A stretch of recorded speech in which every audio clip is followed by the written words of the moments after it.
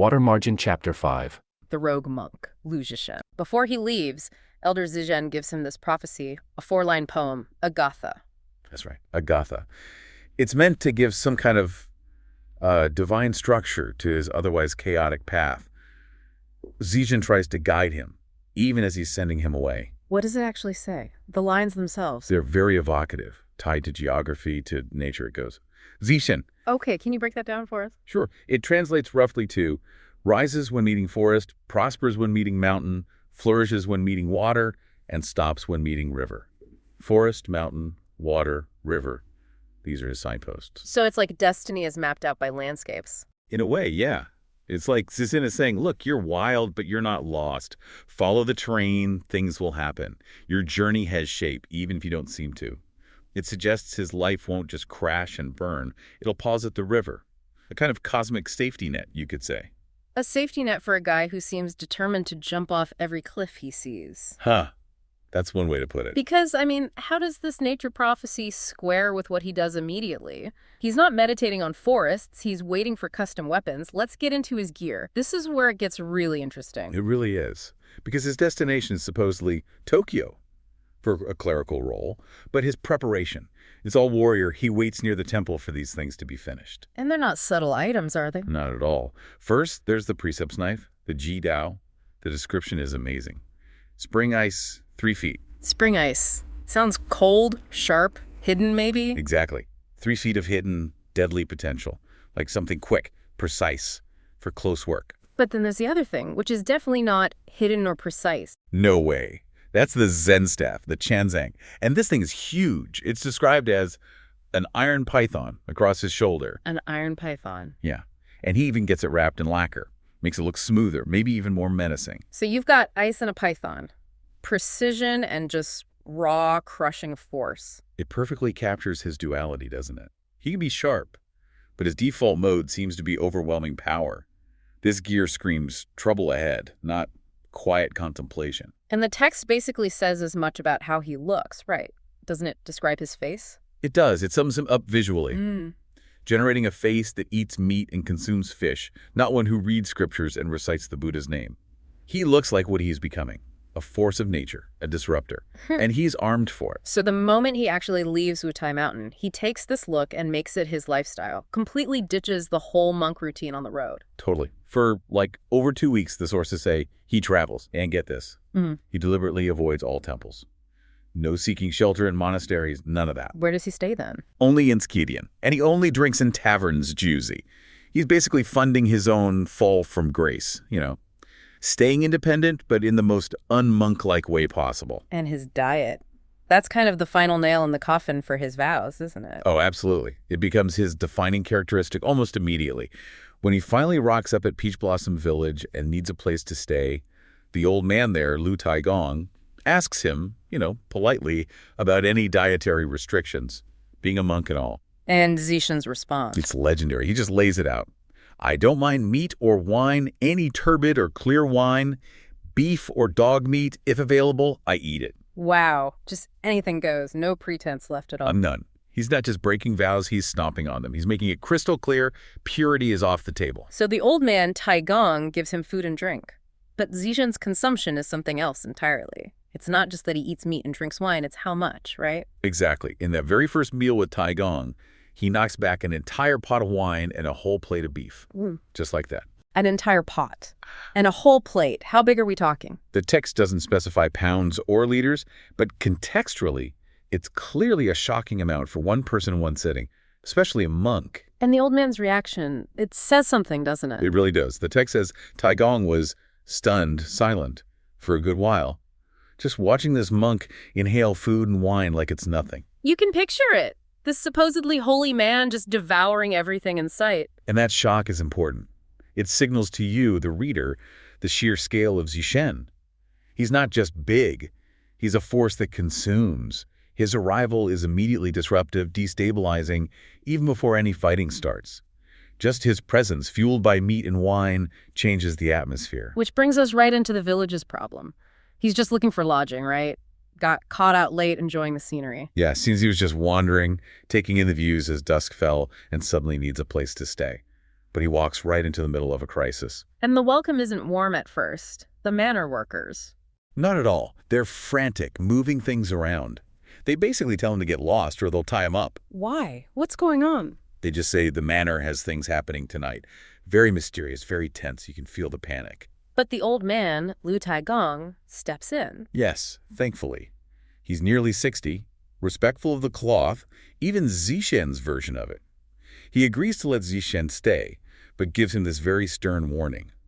Stay in your room, don't come out, and definitely Wu Tisu, do not peek outside later. Which, for a guy like Zishen, is basically an invitation to peek. You know it. It just ramps up the intrigue. And eventually, the old man cracks under the strain. He has to tell someone. And he spills the beans to Zishen. What's the real story? It's grim.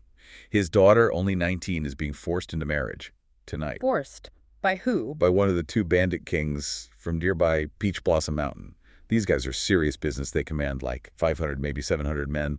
The village, the manor, they stand no chance against that kind of force. It's not really a marriage then. It's extortion. Abduction. Exactly. But the bandits have put this veneer of tradition over it. Get this. They actually left a deposit. A deposit for a forced marriage. Yeah, 20 liang of gold and a bolt of red silk. Like a proper engagement gift, a dingli. Yeah. It's this perverse formality that makes it even more humiliating for the family. They're using the customs of marriage to legitimize pure theft. And tonight's the night they come to collect the bride. Taigong is utterly desperate. Okay, so Zishen hears the story of helplessness and impending doom. And what's his reaction? Sympathy. Outrage. His first reaction. He laughs. The laughs. Yep. Calls the old man a fool, Chihan, basically, for being so passive. And then immediately he's got a plan. Classic Zishen. Sees injustice. Jumps straight to action, usually involving some kind of trickery or force. What's the plan? It's brilliant because it uses his monk identity against itself. He claims he learned from Elder Zishen how to speak the karmic doctrine, Shu Yinyuan. He says he can talk anyone around, even a man of iron, persuade them to change their ways. So he's going to talk the bandit out of it with Buddhist philosophy. That's the claim. He tells Taigong, hide your daughter, let me wait in the bridal chamber. I'll handle the groom when he arrives. He's going to take the daughter's place. Exactly. He uses the idea of spiritual persuasion to get himself into position.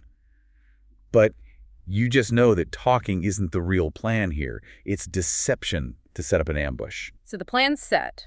Hide the daughter. Zishen waits. How does he prepare for this? Delicate negotiation, more meditation, prayer. Oh, naturally. His preparation involves demanding more wine. Of course it does. He drinks another 30 to 40 cups. The amounts are just staggering. And then he eats an entire cooked goose. An entire goose on top of the beef and wine from before. He's fueling up. Not for a debate, clearly. He's preparing for combat. Getting himself to peak physical condition, Zishen style. Okay, so he's completely stuffed, probably pretty drunk. Then what? They take him to the room. Yep, he's led to the bridal chamber. And the first thing he does is start moving furniture around. Clearing space. Making room Yeah. for the fight. Then he takes out his weapons. The spring ice knife goes right by the head of the bed. The massive iron python staff. He props that up nearby, within easy reach.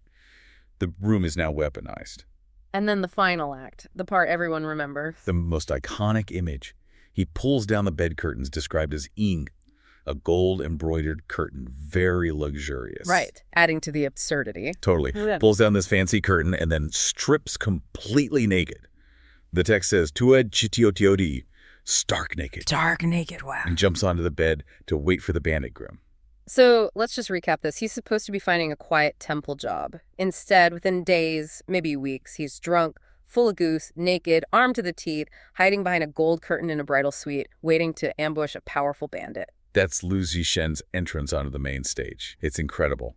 Meanwhile, the Taigong and the workers, having set up this bizarre trap, go outside to prepare the wedding feast for the arriving bandits playing along. Dusk is falling, the tension's building, but then the arrival happens. Yeah. And that's when the real fear kicks in. Oh, the arrival is pure psychological warfare. The sources describe something like 40 or 50 torches. Wow. Yeah, lighting up the night like white day. It's overwhelming. And the bandits themselves, they look wicked, ferocious. And importantly, their weapons are bound up. Red and green silk bindings. This isn't just some random group. It's organized. It feels like a military display. A declaration. And the main guy, the little king, this second leader, His outfit is just dripping with intimidation. Yeah, totally. The text gets really specific. There's this pointed red turban, an artificial flower tucked in, oddly enough, but then this gold-embroidered green robe, and the description says it's meant for a tiger-like body. A tiger-like body. Yeah. And he's got this red silk cummerbund, too, described as being for a wolf-like body. So is that just colorful language? Mm-hmm. Or does that animal stuff actually mean something specific, like rank or... Oh, it's definitely a tactic. It's signaling, For the readers back then, it's shorthand. This guy, he's got wealth. Look at the embroidery, the silver... But he embraces being savage. Oh, okay. He's not just a thug. He's positioning himself as a predator. And then he rides in on this tall, white horse, very symbolic, power, aggression. Center of attention. Right. And his men immediately hype him up. They start cheering this. Yeah. Well, it's a pretty crude little rhyme as he gets off his horse. What does it say? Something like, hat bright, tonight makes a new groom. Clothes narrow, tonight makes a charming guest. It's basically this drunken, aggressive celebration of him taking the daughter. Sets the tone. Grim. And he doesn't waste any time showing his own arrogance, does he? Not at all. He's already, 7 or 8 parts drunk? And when poor Lu Taigong tries to be respectful, bowing and scraping, the bandit just brushes him off, calls him Pakatother-in-law super arrogantly, and basically says, hey, I'm marrying your daughter. You're not losing out here. Like, he's doing Taigong a favor by ruining his family. Unbelievable. Okay, so here's where the plan shifts, right? And it seems like it's based on a huge misunderstanding by Taigong. Totally. A massive miscalculation. He wasn't hoping for some naked monk to start throwing punches. He just wanted the monk, Lu Zixin, to maybe talk the bandit down, reason with him. Exactly. That was the original strategy, if you can call it that. Taigong must have thought, okay, a monk, a symbol of order, maybe religion. Maybe that'll shame the guy a bit. Yeah, maybe appealed to some sense of piety. Right. But when the second leader, completely hammered, stumbles past the screen and into the dark bridal chamber, Taigong knows it's over. He just bolts. He leaves. Yep.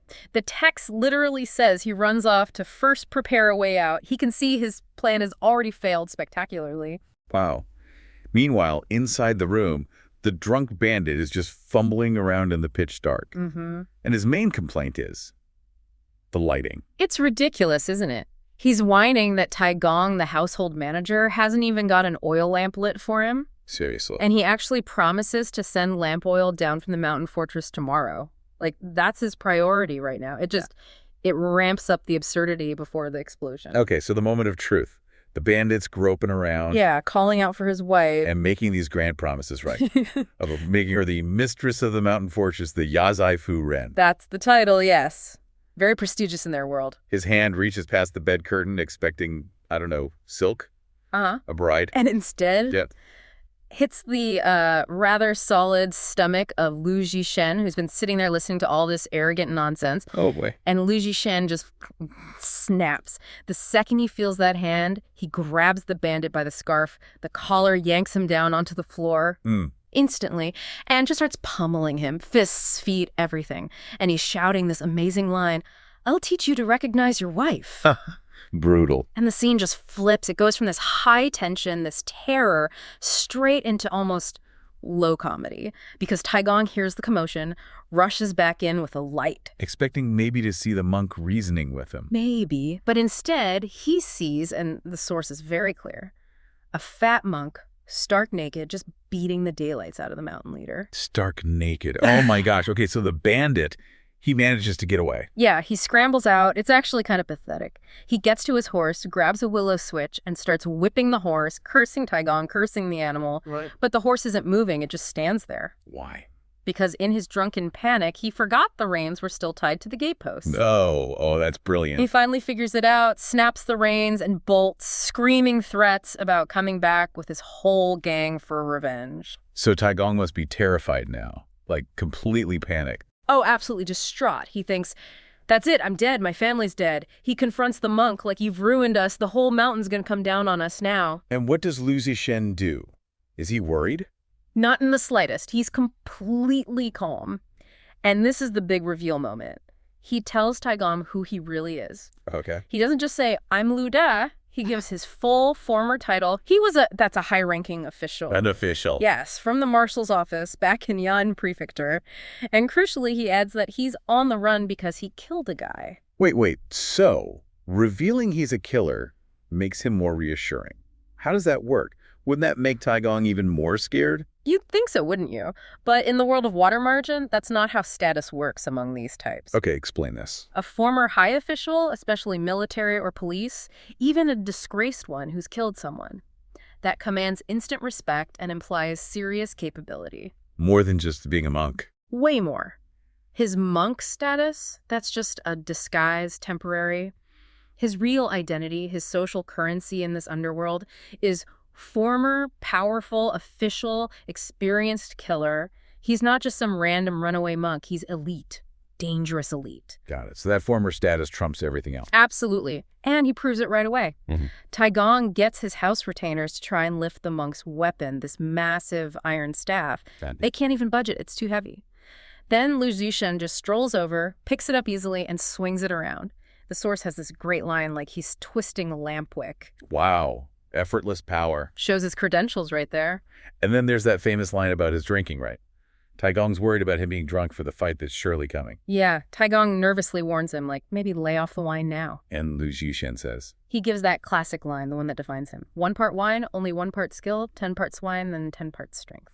so the booze actually makes him stronger. It's not a weakness. For him, it's basically his superpower. More wine, more fighting power. It's totally counterintuitive, but that's Lu Zhishen. Okay, good thing too, because revenge is coming, right? Oh, yeah. Immediately. The first leader, the great leader of Peach Blossom Mountain, here's his second in command, his brother, got beaten to scrap. He must be furious. Beyond furious. He rallies everyone. The whole mountain army comes down, armed to the teeth, shouting for blood. That sounds bad. What does Lu Zhishen do? Strip naked again? No, not this time. His reaction is pure confidence, almost casual. He tells the terrified villagers, hey, don't panic. Easy for him to say. Right. He says, anyone I knock down, just tie him up. You can take him to the officials later, get a reward. Seriously, like it's just test control. Pretty much. Then he strips down, but just to his fighting clothes this time, straps on his dagger, grabs that huge staff, and just marches out alone to face the entire bandit army. Okay, the showdown. The first leader is out front, yelling, demanding the bald donkey come out and face him. Very. But then Lu Zhishen steps out, maybe shouts back, and suddenly everything changes. How? They recognize each other's voices before they even get a clear look, maybe. They know each other. Ah, so this isn't just monk versus bandit leader. There's history here. Exactly. The chaos suddenly snaps back into code. The first leader realizes this isn't just some random tough monk, it's Li Zhang. Li Zhang, who's that? The text calls him the Tiger Killer Instructor. He's someone Lu Zhishen knew from way back, from the martial arts world, the Jianghu. So they're old acquaintances from the same professional circle. Precisely. And that shared past, that martial connection, instantly overrides the whole revenge mission. Wow. So what happens? Do they just shake hands? It's much more formal than that. It shows the hierarchy again. Li Zhang, the first leader, immediately gets off his horse and performs this specific, very formal bow. A bow. Yes, but the source uses a special term for it, jianfu. It means sweeping the floor. Sweeping the floor. Why not just say he bowed? Why use that specific term, jianfu? Because the narrator points out that using the common word for bowing, that's considered bad luck. Unlucky in military circles, or among outlaws like them. Get out. So even in the middle of this tense standoff, they're using specialized, lucky military jargon for a bow. Exactly. Jianfu signals deep respect, acknowledges their shared background, and importantly, it acknowledges Lu Zhishen's higher status within that martial world, even though Li Zhang is the mountain leader here. Protocol dictates everything, even when they were seconds away from a bloodbath. That is fascinating, the hidden rules. But what about poor Lu Taigong? He must be relieved, right? The fight's off. Well, yes and no. He's probably relieved he's not about to be killed, but think about it. His savior, the monk he brought in, he's just been revealed as basically one of them. Oh, right. He's got connections, history, with the very outlaws who were terrorizing him. Exactly. He's traded one nightmare situation, forced marriage and bandit raid, for the revelation that his protector is a high-status killer deeply embedded in the same outlaw network. He's probably thinking, what have I gotten myself into now? Just utter despair, but for a whole new reason. Man. And Lu Zhishen, the fugitive monk... But he's acting out of compassion, justice. Definitely. He argues very specifically and quite movingly, actually. What does he say? How does he stop it? He appeals to tradition, to filial piety. He tells Li Zhang and Zhu Tong, look, this elder Liu, he only has this one daughter. She's crucial for his old age support the Aing Ilsong Jining. Okay, taking care of him in life and death. And for continuing the ancestral rites, the Chengxi Shenghong, if Zhu Tong takes her, the old man's destitute and his family line, it just ends. Gone. It's a really powerful argument in that society, isn't it? He's positioning himself as the defender of community values against bandit entitlement. Absolutely. And Zhu Tong, at first he's furious. Who is this monk telling him what to do? He's sitting in the seat of honor. But then Li Zhan whispers who he is. That's the guy who killed the town gate guard with 3 punches. And reputation travels fast. Instantly. The text says Zhu Tong is terrified, drops to his knees, calls him big brother, apologizes profusely. Lu Zhishen's reputation for, well, extreme violence is all the authority he needs. It trumps the whole bandit hierarchy right there. So the threat works. He gets Zhu Tong to swear an oath, right? A broken arrow oath. Yes, seals the deal, no forced marriage. Elder Liu gets his daughter back, returns the gifts Zhu Tong had sent. Everyone's happy. Well, Elder Liu is happy. Zhu Tong is probably less thrilled, but knows better than to argue. Right, and then they invite Lu Xian up to their stronghold on Peach Blossom Mountain. He's done a good deed, found these powerful, if reluctant, new brothers. So why not just stay a bit, get some travel money, and head off to Tokyo quietly? Why does it all go wrong again? Well, he stays for a few days, and he watches them, Li Zhang and Zhu Tong, and he judges them. And they don't measure up. He decides they're not generous people. The text uses a very specific term. Zuo shi quan lin. Stingy. Miserly, even. Wait, hang on. He's a fugitive murderer, and he's judging them on their ethics. Is stinginess really the bigger crime here in his book? It seems so, yeah. Within the, let's call it the Jianghu Code, the code of the rivers and lakes, the outlaw world, killing a corrupt bully like Zheng Tu, that can be seen as justice. Maybe illegal, but morally right in their view. Okay. But stinginess, that violates the core principle of brotherhood, generosity, sharing resources, mutual support. That's fundamental. So what did they do that was so stingy? He sees they have gold and silver right there on the mountain, loot. But when he needs money for his journey to Tokyo... They don't offer him any from their stash. No, they say, oh, we'll go down and rob someone for you. They plan to raid travelers on the road to get his funds. Ah, I see. And Lu Zhishen finds this outrageous. He sees it as treating highway robbery, harming innocent people like it's some kind of personal favor they're doing for him. Instead of just sharing what they already have. Exactly. Being generous with violence against others, but stingy with their own wealth. That hypocrisy, that lack of true brotherhood, that's what sets him off. So that's the justification. He decides they need a lesson. Teach these ruffians a lesson, yeah. And help himself to some travel funds in the process. A bit of wealth redistribution, Lu Zhishen style. How does he pull it off? Perfect timing. Oh. He's hanging out, drinking with some of their lower-ranked men. Then Li Zhang and Zhu Tong get word of a target. A convoy. Yeah, 2 carts and about a dozen people. Sounds like a good haul. Yeah. So the 2 leaders, eager for loot, rush down the mountain themselves. Leaving Lu Zhishen Yeah. unsupervised. Exactly. At the moment they're gone, he makes his move, jumps up, quickly overpowers the couple of lackeys left behind. Knocks them out. Knocks them down, ties them up, and shoves hemp walnuts in their mouths to keep them quiet. Very efficient. Okay, lackeys dealt with. What about the loot? He goes straight for the valuables they had out, gold and silver wine vessels. Symbols of their wealth. And does he just grab them? No, and this detail is great. The text says he flattened them. Tabin le. Just stomp them flat. Wow. That's his strength, but it's also practical, right? Easier to pack. Totally. Utility over appearance. He bundles up the flattened silver and gold. And crucially, he packs his monk certificate, the Duc du Say, and Abbot Sizin's letter for Tokyo.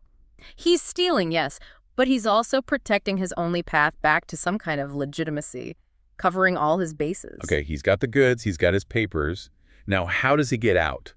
The main path is presumably where the bandits will return. Right. So he goes for the back slope. The text calls it Singjun steep, treacherous, dangerous. This sounds risky. Extremely. It's a sheer drop. So what does he do? First, he throws his lump of loot and papers down. What? Then his staff, his knife. And then he climbs down. No time for that. He just launches himself. The text says he rolls down. Gululuzi ginda shanjin bian, like a gourd tumbling down a hill. He rolls down a cliff. Essentially, yes. It's this incredible image of brute force and desperation. Does he get hurt? Amazingly, the text says he lands at the bottom without any injuries. It just highlights his incredible toughness, maybe a bit of divine protection, or just sheer luck and resilience. It's cinematic. He had to get away fast, and risking his neck rolling was better than facing those guys again. Definitely. Meanwhile, Li Zhang and Zhu Tong, they come back up the mountain. Successful. Oh, yeah. They intercepted the convoy, killed 7 or 8 people, got a load of goods. They're feeling pretty pleased with themselves. Until they find the tied-up guards, the missing silver, and realize their guest has vanished down the cliff face. What's their reaction? Are they furious? Zhu Tong is livid, calls Lu Zishan a thieving bald head, an old thief. But he also acknowledges how insane the escape route was. He knows how steep that backslope is. Which brings up a key question. Why don't they chase him? They have a whole band of men. He just robbed them. You'd think they would, right? But this is where Zhu Tong shows some surprising pragmatism, maybe wisdom. How so? He basically says, look, this guy is too strong, too clever. He got away down that slope.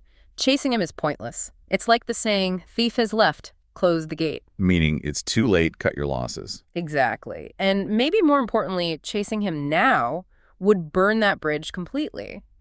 Lu Zishan is a famous, powerful figure. Maybe someday an alliance could be useful. Why risk losing more men and making a permanent enemy? That's actually quite strategic for a bandit leader who is just robbed. It is. So they don't pursue, they just divide up the loot they did get from the convoy. Into 3 parts, the text says. Right. And Li Zhang, maybe feeling a bit responsible or just wanting to keep Zhu Tong happy, offers his share to Zhu Tong to make up for the stolen silver vessels. A Zhu Tong ticket. No, he refuses. They seem to patch things up quickly enough. Back to business as usual on Peach Blossom Mountain. Slightly richer in silk, poorer in silverware. And Lu Zishan? He walks on, puts some distance between himself and the mountain, travels about 50 or 60, 20 miles or so. He must be exhausted. And probably hungry. Famished, the text says. And then he hears it. Bells. A monastery. A temple. A sign of sanctuary. So naturally he heads towards the sound, looking for refuge, maybe some food. Okay. Seems like a logical next step. He needs help. But the text ends this section on a really dark note, doesn't it? It really does. It shifts completely. It's not just about his escape anymore. There's this ominous foreshadowing. What does it say? It warns the reader, basically, that his arrival at this next place, it's going to be a disaster. It will lead to the deaths of over 10 living beings and the complete destruction, the burning of a famous ancient temple.